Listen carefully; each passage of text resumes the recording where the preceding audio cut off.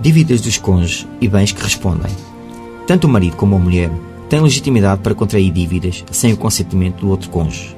No entanto, há dívidas que responsabilizam ambos os cônjuges e dívidas da responsabilidade de um dos cônjuges.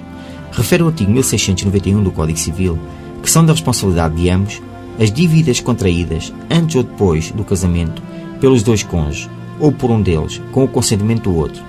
As dívidas contraídas por qualquer dos cônjuges antes ou depois da celebração do casamento para ocorrer aos encargos normais da vida familiar.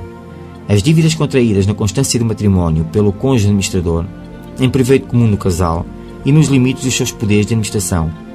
As dívidas contraídas por qualquer dos cônjuges no exercício do comércio, salvo se provar que não foram contraídas em proveito comum do casal ou se vigorar entre os cônjuges o regime da separação de bens. As dívidas consideradas comunicáveis nos termos do número 2 do artigo 1693 do Código Civil. Quando, entre os cônjuges vigorar o regime da comunhão geral, são ainda comunicáveis as dívidas contraídas antes do casamento por qualquer dos cônjuges em proveito comum do casal.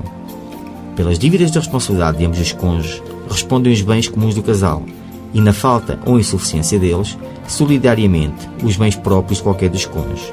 É o que resulta do artigo 1695 do Código Civil. São da responsabilidade de um dos cônjuges, de acordo com o artigo 1692 do Código Civil, as dívidas contraídas antes ou depois da celebração do casamento por cada um dos cônjuges sem o consentimento do outro, fora dos casos indicados nas linhas B e C do número 1 do artigo 1691.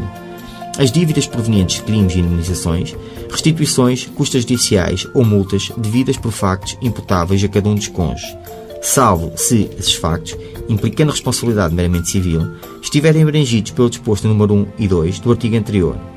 As dívidas cuja incomunicabilidade resulta do disposto número 2 do artigo 1604.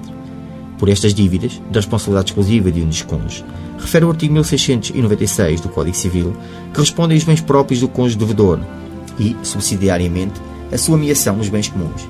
Respondem, todavia, ao mesmo tempo que os bens próprios do devedor, os bens por ele levados para o casal ou, posteriormente, adquiridos a título gratuito, bem como os respectivos rendimentos, o produto do trabalho e os direitos de autor do cônjuge devedor, os bens subrogados no lugar dos que o devedor levou para o casal ou posteriormente adquiridos ou respectivos rendimentos. Por estas dívidas da responsabilidade exclusiva de um dos cônjuges, refere o artigo 1696 do Código Civil, que respondem os bens próprios do cônjuge devedor e, subsidiariamente, a sua ameação nos bens comuns.